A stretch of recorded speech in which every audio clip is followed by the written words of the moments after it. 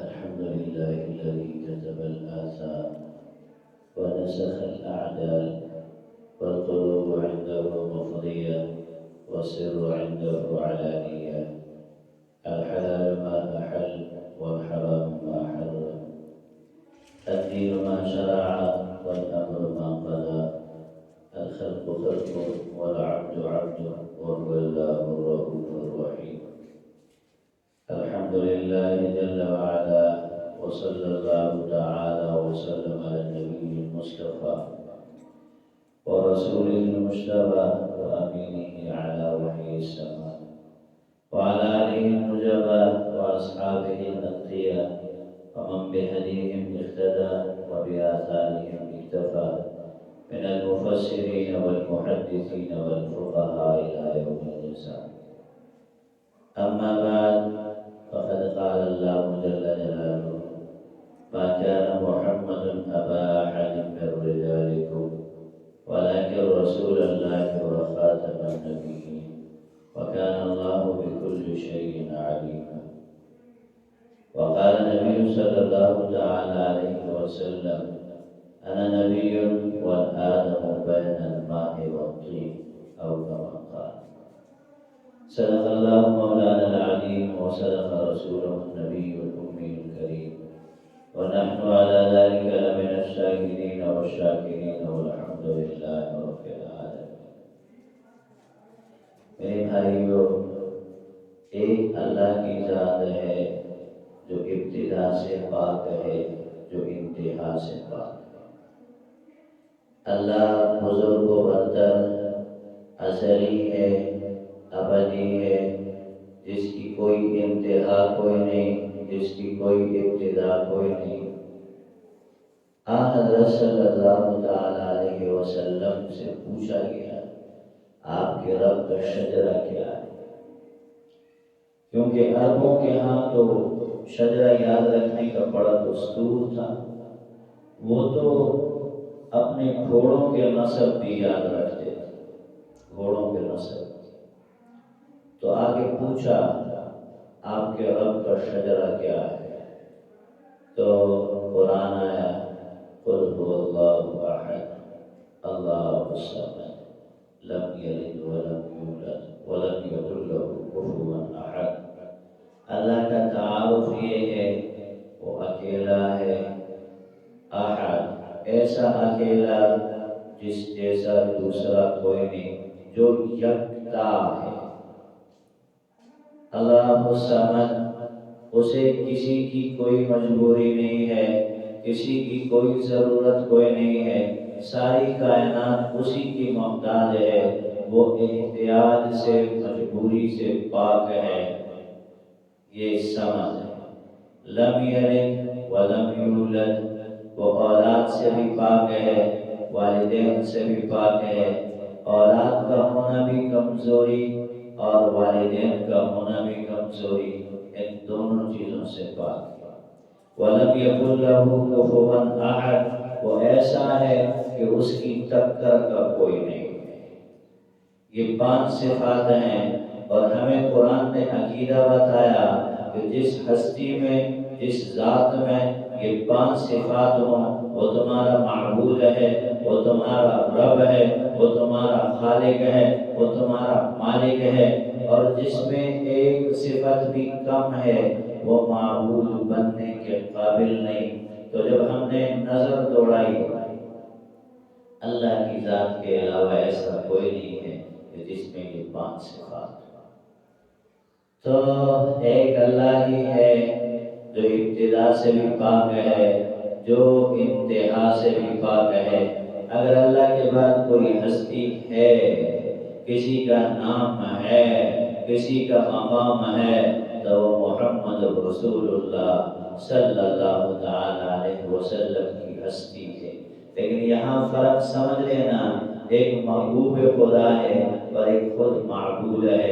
معبود اللہ ہے جو ابتدا سے پاک ہے، محبوب رسول اللہ ہے جو اللہ کا بندہ ہے، جو مخلوق ہے، جس کی ابتدا کا بھی ہمیں پتہ ہے، جن کی وفات کا بھی ہمیں پتہ ہے، دنیا میں آنے کا بھی پتہ ہے، دنیا سے جانے کا بھی پتہ ہے۔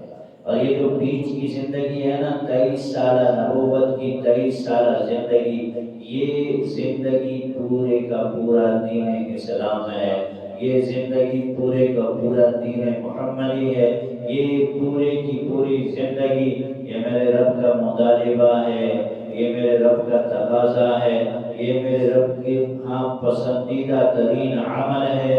جو یہ زندگی لے کے آیا وہ کامیاب ہے۔ من یبتغی غیر الاسلام دینا فلن یقبل منہ۔ اس زندگی کے علاوہ کوئی اور طرز زندگی آئے گا لے کے، اللہ فرماتے ہیں وہ قابل قبول کوئی نہیں۔ من احدث فی امرنا ھذا ما لیس منہ فہو رد۔ میرے نبی نے فرمایا جو میرے لائے ہوئے دین میں اپنی طرف سے کھڑ کے بات لے کے آئے گا، جو میری تعلیمات میں کوئی نہیں، وہ مردود ہے، وہ اس کے منہ پہ مارا جائے گا۔ ربیع الاول کا مہینہ شروع ہوتا ہے، پورے پاکستان میں شور مچتا ہے، ہندوستان میں آمد مصطفیٰ۔ ارے بھائی، ہم تو پورا سال سیرت کی بات کرتے ہیں، ہم تو پورا سال محمد رسول اللہ کی صورت کی بات کرتے ہیں، آپ کی صفات کی بات کرتے ہیں۔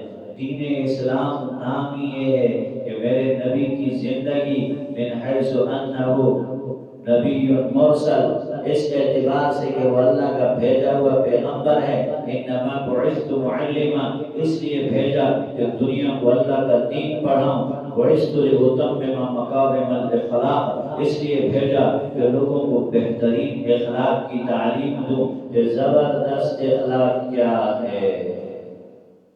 دیکھو میرے نبی کی زندگی نبوت سے پہلے اس کا تذکرہ بھی عبادت ہے، نبوت کے بعد اس کا تذکرہ بھی عبادت ہے، اچھی بات ہے، لیکن مسئلہ کچھ اور ہے۔ جس مقصد کے لیے نبی آیا وہ چھوٹ جاتا ہے تذکرے کے چکر میں۔ 2.5 گھنٹے کی تقریر تو سنیں گے، ساری رات جلسے کے اندر تو رہیں گے، ریلیاں نکالیں گے، لمبی لمبی واکس کا انعقاد ہوگا، سیمینار کا انعقاد ہوگا، لیکن جب اذان ہوگی تو مسجدیں خالی، اور مسجد مرثیہ خانے کا نمازی نہ رہے۔ میرے نبی کا کیا عمل ہے؟ دیکھو، حب صحابہ، حب اہل بیت، حب رسالت، ختم نبوت کی محنت، یہ تمہیں جنت میں لے کے جانے کے لیے کافی ہے، اس میں کوئی شک نہیں، لیکن کچھ محبت کے تقاضے بھی ہوتے ہیں، کچھ محبت کے مطالبے بھی ہوتے ہیں۔ آپ کتنی اپنی محبت میں سچے ہیں؟ نعرے لگانے سے کام بنتا تو بڑی دنیا نعرے لگا رہی ہے، نام لینے سے کام بنتا تو یہ سارا شیعہ روافض حسین کا کتنا نام لیتے ہیں، لیکن جو حسین کا کام ہے اس سے یکسر مخالفت ہے، جو حسین کا مشن ہے اس سے تعلق ہی کوئی نہیں، جو حسین کی زندگی ہے اس کے ساتھ ان کا ربط ہی کوئی نہیں، اس لیے رامدہ درگاہ ہیں، نام لیتے ہوئے بھی گمراہ ہیں، نام لیتے ہوئے بھی کفار ہیں، نام لیتے ہوئے بھی جہنم کے حقدار۔ تو مسلمان، اے مسلمان، تو کس سازش میں، کس دھوکے میں، تمہیں کس چیز نے دھوکے میں ڈالا؟ تم زندگی کو تو نہیں دیکھتے ہو، تم کام کو تو نہیں دیکھتے ہو، تم مشن کو تو نہیں دیکھتے ہو، تم مقاصد کو تو نہیں دیکھتے ہو، بس نام کے پیچھے تمہیں لگا دیا۔ اور مزے کی بات یہ نام لینے کے ادب کبھی پتہ کوئی۔ یاد رکھنا، اسلام میں پیدائش اور فوت ہونا، زندگی اور موت، آنا اور جانا، اس پہ کوئی ایونٹ نہیں۔ اتنا سا حکم ہے، بچہ پیدا ہوا تو 7ویں دن، 14ویں دن یا 21ویں دن اس کی طرف سے ولیمہ کرنا ہے، اس کے بال کاٹنے ہیں، اس کی طرف سے عقیقہ کرنا ہے، بکرا کاٹنا ہے، 2 بکرے کاٹنے ہیں، حیثیت ہو تو کاٹے، نہیں تو کوئی مسئلہ نہیں، بال کٹوانے، اس کا نام رکھنا، یہ خوشی ہے، مر گیا تو مرنے والے کا 3 دن تک سوگ ہے، سارے گھر والے رشتے دار 3 دن تک سوگ منائیں گے، بیوی 4 مہینے 10 دن تک سوگ منائے گی۔ اس کے علاوہ کسی کے ساتھ زندگی اور موت کا کوئی تعلق نہیں۔ یہ جو ہیپی برتھ ڈے، یوم پیدائش اور جنم دن، یہ کچھ عیسائیوں کا بنایا ہوا، کچھ ہندوؤں کا بنایا ہوا، کچھ یہودیوں کا بنایا ہوا، اور جدید تہذیب کے دل دادا یہ وہاں سے متاثر ہو کے لے رہے ہیں۔ اسلام میں اس کا کوئی اصل نہیں، کوئی اصول نہیں، کوئی ثبوت نہیں۔ ارے بھائیو، اس نے مولوی صاحب کہہ رہے تھے وہ اتنے ظالم ہو گئے کہ کیک بنواتے ہیں اس پہ لکھتے ہیں محمد رسول اللہ، اور پھر اس کو چنی سے کاٹتے ہیں۔ ایک تو طریقہ ہی غیر کا ہے، اوپر سے بدتمیزی اور بد تہذیبی کی انتہا دیکھو۔ کوئی عیسائی اللہ کے نبی کے نام کی توہین کرے تو سارے مسلمان کھڑے ہو گئے، کوئی یہودی توہین کرے تو سارے کھڑے ہو گئے کہ تو جو کر رہا ہے یہ کیا ہے؟ اچھا عاشق رسول ہے۔ یاد رکھنا میرے نبی کا بیٹا حضرت ابراہیم 16 مہینے 17 دن کا ہوا۔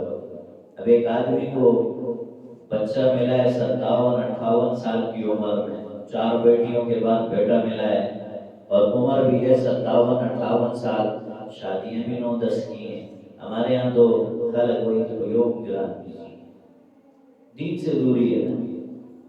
9-10 شادیاں ہونے کے بعد ایک بچہ اللہ نے عطا فرمایا، اور آدمی بھی کوئی عام آدمی نہیں ہے، یہ امام الانبیاء ہے، یہ خاتم النبیین ہے، یہ مدینے کا حکمران بھی ہے، مدینے کا امام بھی ہے، مدینے کا قاضی بھی ہے، مسلمانوں کا نہیں پوری انسانیت کا، پوری کائنات کا عالم بالا کا بھی نبی ہے۔ اس وقت نے بیٹا دیا، 16 مہینے 17 دن کی عمر ہوئی، اطلاعی رسول اللہ ابن ابراہیم فی السفارات، اللہ کے نبی آپ کا بیٹا ہچکیاں لے رہا ہے۔ تو اللہ کے نبی دوڑے، مدینہ سے نکلے، دوڑے، اور صحابہ کہتے ہیں ہم آپ کے پیچھے دوڑ رہے تھے، ہمارے کندھوں سے چادریں اڑ رہی تھی، ہم آپ کے قدم سے قدم نہیں ملا سکتے تھے۔ یہ پتہ چل رہا تھا کہ یہ باپ جا رہا ہے، باپ نبی ہے لیکن باپ بھی ہے، انسان ہے نا کامل و اکمل، دکھ تو ہوتا ہے، درد تو ہوتا ہے۔ یہ جب بال بچے دار بچے، صاحب اولاد بچے جب وہ بیمار ہوتے ہیں نا تو سیدھے اپنے والدین بڈھے بابے اور بڈھی دادیاں وہ ایسے گود میں اٹھاتی ہیں جیسے چھوٹے بچوں سے لوگ پیار کرتے ہیں۔ اولاد بڑی ظالم شے ہوتی ہے۔ میرا نبی ممبر پہ خطبہ دے رہے ہیں، ادھر سے حسن و حسین دونوں آئے، علیہما قمیصان احمران یمشیان و یعصران، ان دونوں نے سرخ دھاری دار قمیصیں پہنی ہوئی ہیں، چلتے ہیں پاؤں اٹکتے ہیں گرتے ہیں، پاؤں اٹکتے ہیں گرتے ہیں۔ تو اللہ کے نبی دیکھ کے برداشت نہ ہوا، آپ نے خطبہ روکا، آپ نیچے اترے، آپ نے دونوں کو اٹھایا، ایک کو ادھر بٹھایا ایک کو ادھر بٹھایا، پھر فرمایا یہ اولاد بڑی ظالم شے ہے، نبی کو ممبر سے اتارا۔ تو میرا نبی چلا، ہم تشریف لے گئے، ایک لوہار کے گھر میں دودھ پلانے کا انتظام تھا، بچے کو اٹھایا سینے سے لگایا، بس وہ جیسے ہی آنکھوں سے آنکھیں ملی نا تو اس کی روح نکل گئی، پرواز کر گئی۔ میرا نبی رویا، چھلک کے رویا۔ لوگوں نے کہا حضرت آپ بھی رو رہے ہو؟ تو خاتم النبیین ہیں۔ اب ہاں رو رہا، میں باپ بھی ہوں نا، میں باپ بھی ہوں۔ اسی دن سورج کو گرہن لگا، بات سننا لگا، سورج کو گرہن لگا، سورج کالا ہو گیا۔ لوگوں نے کہا اللہ کے نبی کے بیٹے کے غم میں سورج کالا ہو گیا۔ جیسے ہمارے بھی کرامتیں مشہور ہو جاتی ہیں، خامخواہ کی کرامتیں، سورج کو گرہن لگ گیا، سورج کالا ہو گیا۔ تو اللہ کے نبی کو پتہ چلا، قام خطیباً، اللہ کا نبی اٹھ کے کھڑا ہوا، اعلان کیا سنو خطبہ سنو۔ اللہ کا نبی کیا ارشاد فرمایا؟ فرمایا ان الشمس والقمر آیتان من آیات اللہ لا ينخسفان لموت احد ولا لحیات احد۔ سنو یہ سورج اور چاند ستارے یہ میرے رب کی آیتیں ہیں، یہ سورج اور چاند میرے رب کی 2 نشانیاں ہیں، کسی کے مرنے جینے سے ان کو کوئی فرق نہیں پڑتا۔ کسی کے مرنے جینے سے ان پہ کوئی فرق نہیں پڑتا۔ میرے رب کے فیصلے ہیں، کبھی چاند گرہن ہوتا ہے، کبھی سورج گرہن ہوتا ہے، یہ خداوندی نظام اور قانون فطرت کے مطابق سب چلتا ہے، اس میں میرے بیٹے کی موت کا دخل نہیں ہے۔ تو یاد رکھو، لوگوں کی باتوں میں نہ آیا کرو، لوگوں کے عقلی دلائل سن کے پریشان کرو اور سب زبردست خبر کیجیے۔ اور ایک نوجوان دوست ہے ہمارے بازار میں، تو مجھے انہوں نے ایک دفعہ کلپ سنایا، وہ کوئی انجینئر ہے جیرب کا، چاہیے کسی کو نہیں مانتے، بڑی مدلل باتیں کرتے ہیں۔ میں نے سنا، میں نے کہا تو قرآن شریف غلط پڑھ رہا ہے، اس کو تو قرآن دیکھ کے پڑھنے کے لیے آتی، تو کون سی علمی باتیں کر رہا ہے؟ کہتے ہیں زبردست، یہ کسی کو نہیں مانتا، آپ لوگ اس لیے اس کو نہیں مانتے۔ میں نے کہا میاں، اس بات کا فیصلہ کوئی عالم دین کرے گا جو اس فن کا فن کا ماہر ہوگا۔ آپ کیا فیصلہ کریں گے؟ آپ تو اس کی انجینئرنگ کی ڈگری کو دیکھ رہے ہیں، اور ہمارے یہاں اس کی حیثیت اس لیے نہیں ہے کہ وہ کسی مدرسے کا پڑھا ہوا نہیں ہے، کسی استاد کا پڑھا ہوا نہیں ہے، صرف و نحو کے اندر الف بے بھی غریب کو نہیں آتی، صرف نحو تو بڑے دور کی بات ہے، نورانی قاعدہ تک نہیں آتا کہ قرآن شریف سیدھا پڑھ گئے۔ میں نے ان کو قصہ سنایا، بادشاہ نے اپنے حجام کو بلایا بال بنوانے کے لیے، تو حجام جب گیا بال بنانے کے لیے تو بادشاہ سویا ہوا تھا، اب حکم تھا کہ بال بنانے، آجی بنانے، حجام نے سوئے ہوئے بادشاہ کے بال بنا دیے، بادشاہ کو پتہ ہی نہیں چلا۔ جب بادشاہ اٹھا، اس نے پوچھا حجام نہیں آیا؟ کہیں آیا تھا، بال نہیں بنایا تو بنا لیے، مجھے پتہ نہیں چلا۔ بڑا فنکار آدمی ہے، بادشاہ نے اس کو خطاب دیا الاستاذ، یعنی یہ استادوں کا استاد ہے۔ بڑا خوش ہو کے گھر واپس آیا کہ مجھے آج استاد کا خطاب ملا، میں پورے ملک کے حجاموں کا استاد بن گیا، ماہر بن گیا، سردار بن گیا۔ بیوی نے کہا کس نے دیا؟ کہا بادشاہ نے دیا، میرے کمال کو بادشاہ نے دیکھا ہے۔ اب سنو، بادشاہ غریب کو کیا بتائے؟ یہ خطاب اگر تجھے اہل فن کوئی دیتا، کوئی حجام دیتا، تو ہم سمجھتے کہ آپ استاد بن گئے۔ بادشاہ غریب کو حجام کا، حجامت کا اور فن کا کیا پتا ہے؟ تو میرے بھائیو، یاد رکھنا، دین اہل دین سے لوگے تو کام نہیں۔ میڈیکل سٹور سے بھی لوگ اعتماد نہیں کرتے، دوائی نہیں دیتے، ڈاکٹر کے پاس جاتے ہیں۔ اور انجینئر سے دین سیکھو گے، آپ کو پیچ کھولنا بند کرنا مشینیں سکھا سکتے ہیں، دین نہیں سکھا سکتے، اس کے بس کی بات نہیں۔ لوگوں کے عقلی دلائل میں آگے متاثر نہیں ہونا، اور محبت کے عجیب و غریب قسم کے ان کے پاس فلسفے بنے ہوتے ہیں۔ بھائی کتاب و سنت ہے، ہماری 1400 سالہ اسلامی تاریخ ہے، میرے نبی کی حکومت مدینہ میں 10 سال رہی، کسی نے جشن نہیں منایا، کسی نے برتھ ڈے نہیں منائی، 30 سال صحابہ کرام کی حکومت رہی، پھر کسی نے جشن نہیں منایا، 22 لاکھ نہیں، 44 لاکھ نہیں، 66.5 لاکھ مربع میل پہ حضرت معاویہ کی خلافت تھی، کسی نے جشن نہیں منایا۔ وہ زیادہ عاشق تھے، ہم زیادہ عاشق، وہ زیادہ پیغمبر سے کاتب وحی معاویہ، امت کا امام معاویہ، وہ زیادہ واقف تھے، ہم واقف، اور وہ زیادہ محبت کرنے والے تھے، ہم زیادہ محبت کرنے والے۔ انہوں نے اللہ کے نبی کو زیادہ قریب سے دیکھا تھا، ہم نے زیادہ قریب سے دیکھا۔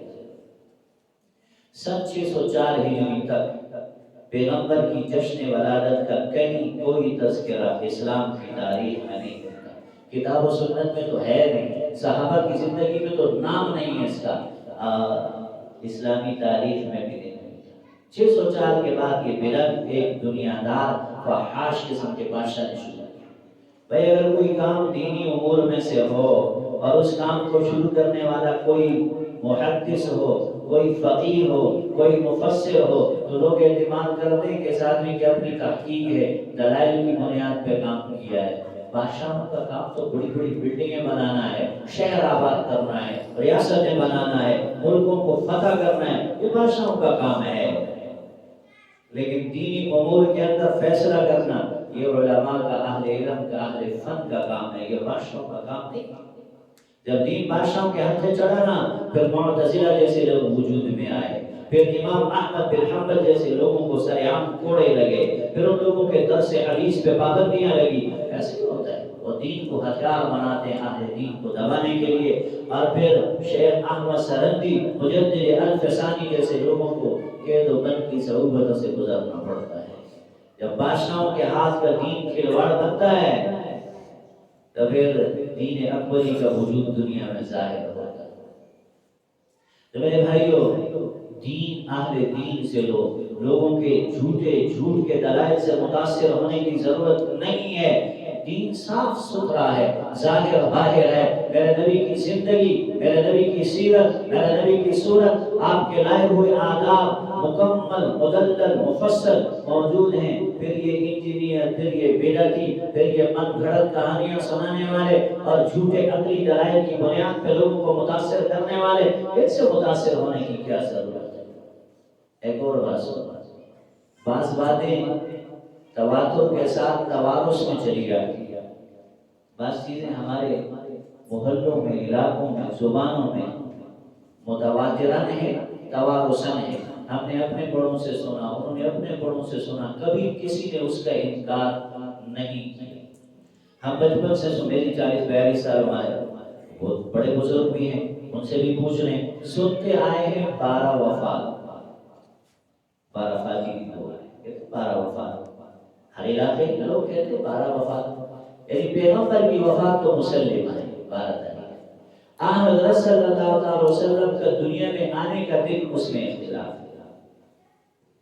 یہ ہندوستان کے ایک فلکیات کے عالم ہیں، بہت مشہور عالم ہیں فلکیات کے، محمود پاشا نام ہے. محمود پاشا یہ جو ڈیزائن کرتے اسلامی جنتری کو، پوری دنیا کے اندر اسلامی جنتری جو رائج ہے اس کا ڈیزائن کرتے محمود پاشا.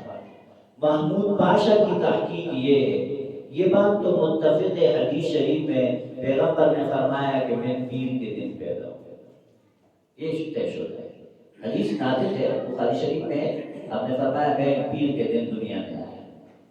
ولادت کا دن پکا ہے، لیکن یکم عام الفیل 571 عیسوی 20 جون نبی کریم صلی اللہ علیہ وسلم جس سال دنیا میں تشریف لائے تو ربیع الاول کے مہینے میں پیر یا 2 کو آیا یا 9 کو آیا یا 16 کو آیا. 12 کو پیر آیا، 12 کو پیر آیا ہی نہیں. پیر والی بات تو پکی ہے، یا 2 یا 9 یا 16. یہ اہل بدعت کے جو بڑے سردار جو سرخیر ہیں، جن کو یہ لوگ امام کہتے ہیں، احمد رضا خان، ان کی کتاب ہے فتاوی رضویہ، جلد اول صفحہ 745. کیونکہ میں نے اس کے اوپر خود تحقیق کی ہے، میری تحقیق ہے، اور اس کے اوپر میرا آرٹیکل چھپ چکا ہے، پبلش ہو چکا ہے، کافی سال پہلے 2012 میں پڑھ چکا. بہت اس پہ جھگڑا لڑائی ہوئی، بہت دور تک بات گئی، عدالتوں تک، کورٹ کچہریوں تک، لیکن رب تعالی نے الحمدللہ فتح و نصرت ہمیں عطا فرمائی. ہم نے جھوٹ لکھا نہیں تھا، ان کی کتابوں سے لکھا تھا. اب تمہاری کتابوں میں بکواس لکھا ہو تو اس میں ہمارا کیا مشکل؟ ہم نے تو صرف پوائنٹ آؤٹ کیے کہ فلاں جگہ پہ یہ لکھا ہو، یہ لکھا ہو. انہوں نے لکھا ہے کہ پیغمبر کا یوم ولادت تاریخ ولادت 8 ربیع الاول ہے. پہلی بات تو یہ ہے کہ کوئی یوم ولادت منانا اسلام میں اس کا ثبوت ہی کوئی نہیں. یہ کوئی محبت کی علامت ہی نہیں، نہ پیغمبرانہ اسلوب ہے، نہ صحابہ کا طرز زندگی ہے، نہ ائمہ مجتہدین کے پاس، نہ محدثین مفسرین کے پاس. کوئی ثبوت ہی نہیں ہے اس کا، سب جھوٹ اور ڈھکوسلا ہے. اور پھر منانا اس دن کہ جس دن پیغمبر دنیا سے جا رہے ہیں، یہ تو سراسر دشمنی، الٹا بڑاس نکال. جیسے ہمارے شیخ فرمایا کرتے تھے، لوگ جو اہل علم کو، علماء دین کو یا بزرگوں کو، صوفیوں کو برا بھلا کہتے ہیں، یہ اصل میں انہیں گالی نہیں دیتے، یہ خدا اور رسول کو گالی دینا چاہتے ہیں. لیکن خدا اور رسول کو علن اعلان گالی دیں گے تو پھر سارے لوگ ڈنڈے سوٹے لے کے کھڑے ہو جائیں گے، مولوی غریب ہر جگہ جھگڑا ہوا پکڑا ہوا، ان کو گالیاں دے کے پھڑاس نکال. اب پیغمبر کی شان میں گستاخی کریں گے تو پکڑے جائیں گے.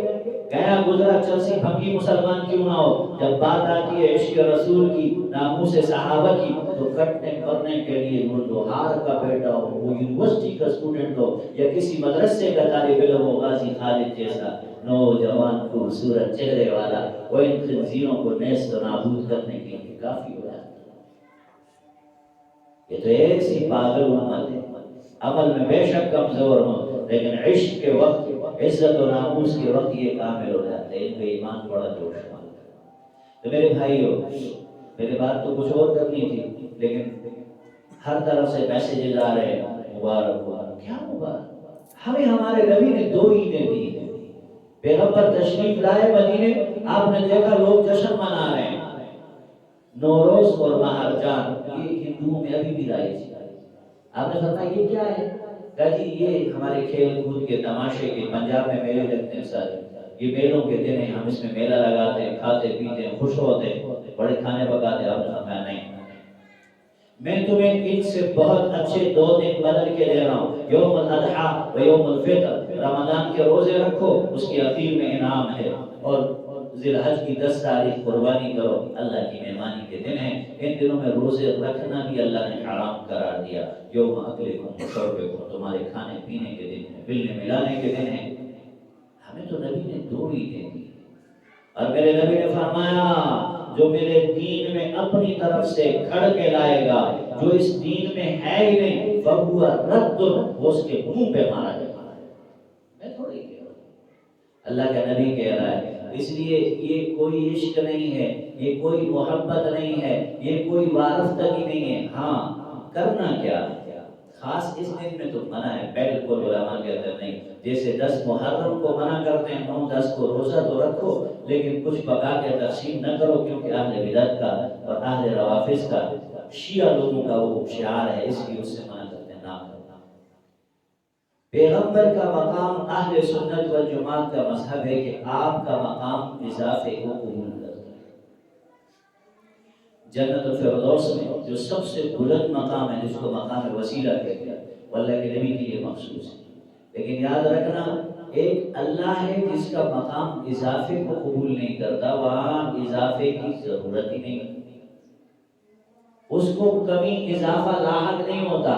لیکن ہمارے نبی جو سب سے بڑے بھی ہیں، سب سے مقدم بھی ہیں، سب سے محترم بھی ہیں، اہل سنت کا جمہور کا مذہب یہ ہے کہ آپ کا مقام اضافے کو قبول کرتا ہے۔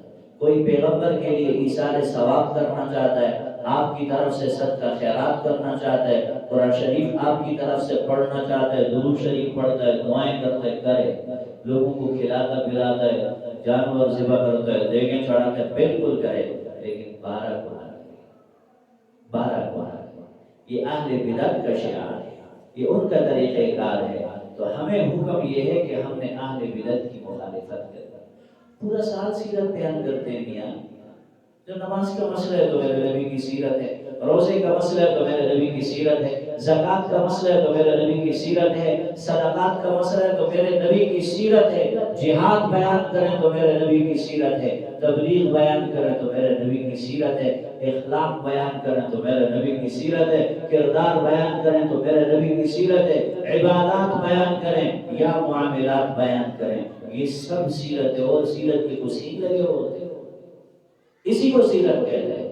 میرے نبی کی ساری زندگی سیرت ہے، اور ہم پورا سال وہی سیرت ہی بیان کرتے ہیں، اور 24 گھنٹے میں پیغمبر کے اسلوب پہ چلنے کی کوشش، یہ اصل سیرت ہے، یہ اصل سیرت ہے، اور اس کا اصلی مقصد ہی ہے، باقی سب اضافی چیز، باقی سب اضافی چیز۔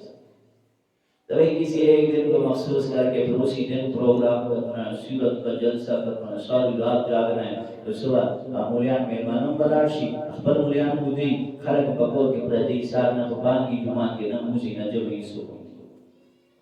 ہری پور میں میں نے کافی عرصہ پڑھایا ہے، ہمارے شاگرد نے بچی بچہ دونوں شاگرد تھے، انہوں نے کہا استاد جی آپ نے آنا ہے نکاح پڑھانے، ٹھیک ہے سچ ہے 5 سال پہلے کی بات۔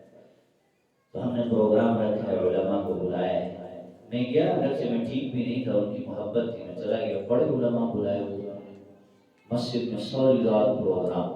میں نے شروع میں کہا کہ مجھے 10 منٹ دے دیں، میں نے کہا کہ چند ایک مسائل بیان کروں گا، پھر مجھے اجازت دے، میں نے سونا ہے، میں ٹھیک نہیں۔ تو نے کہا کہ ٹھیک ہے، مجھے 10 منٹ دے دیے، میں نے بیان کیا، جا کے میں سو گیا، اور ساری رات چلتا رہا، سحری کے وقت پروگرام ختم ہوا، مہمان بھی جا کے سو گئے، میزبان بھی سو گئے، اور مولوی صاحب جو مقامی ہیں وہ بھی سو گئے۔ فجر کی نماز میں گیا تو تری بڑھانا پکی نماز کی ناس کی انہوں نے سو پوچھتے مجھے دس چلی بجی مخصوصی مس پڑھا مجھے ضروری پڑھا تو میں کسی کر دے پوچھنا پڑا استاذ کہتے حضرت نماز پڑھا ہے، میرا کیا کام ہے کہ تمہیں نمازیں پڑھاؤں، کہاں ہے تمہارا امام؟ وہ تو آرام فرما رہے ہیں، اسی لیے تو کہتا ہوں خدا کے بندو بس دین کر لو اتنا جتنا اللہ کے نبی نے بتایا ہے. بے حساب کرتے ہو تو پھر پیٹ تو خراب ہو جائے گا. جو سنت نہیں ہے تو پھر خواہ اپنی طرف سے بناتے ہو. 4 باتیں سن لو موقع پہ بس کافی ہے. تھوڑی سی باتیں کافی ہے. جب آپ اتنا زیادہ کرو گے اور دین سے ہی ہٹ جاؤ گے فرض نماز آپ سے چھوٹ جائے گی. یہ سارے رات کے نفل پڑھنے کی آپ کو اجر کیا ضرورت کیا ہے. اسی لیے بس جتنا سبین آپ کو بتایا جا رہا ہے آپ کے لیے یہ کافی ہے اور آپ اس پہ عمل کریں. دیکھیں ہم پنجاب والا نظام تو نہیں کہتے کہ چلیں جناب آپ 10,000 روپے دے دیں آپ کے روزے کی ہم رکھیں گے 20,000 دے دیں آپ کی نمازیں. ہم نے کب کہا بھائی ہم نے کب کہا بھائی ہم تو کہتے ہیں نمازیں بھی خود پڑھو گے روزے بھی خود رکھو گے زکاتیں بھی تمہیں دینی پڑے گی اور حج بھی کرنا پڑے گا عمرہ بھی کرنا پڑے گا تبلیغ بھی کرنی پڑے گی جہاد بھی تمہیں خود کرنا پڑے گا. لیکن جتنی تمہاری ذمہ داری ہے بس اتنا کر لو اس سے زیادہ کا مطالبہ ہی نہیں. ہمارا کوئی کیا نفع ہے اس میں کہ تمہیں کہہ رہے ہیں روک رہے ہیں کہ اضافی چیزیں نہ کرو. ہمارا نفع نہیں ہے بھائی.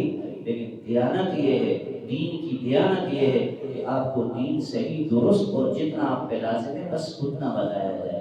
اضافی چیزیں جو ضروری نہیں ہیں جو ذمہ داری نہیں ہے جن کے بارے میں سوال نہیں ہے خواہ لوگوں کو پریشان کیا ہوا ہے اپنی روٹی گرم کرنے کے لیے یہ درست باتیں نہیں ہے. اللہ دین کی سمجھ کے عطا فرمائے عمل کی توفیق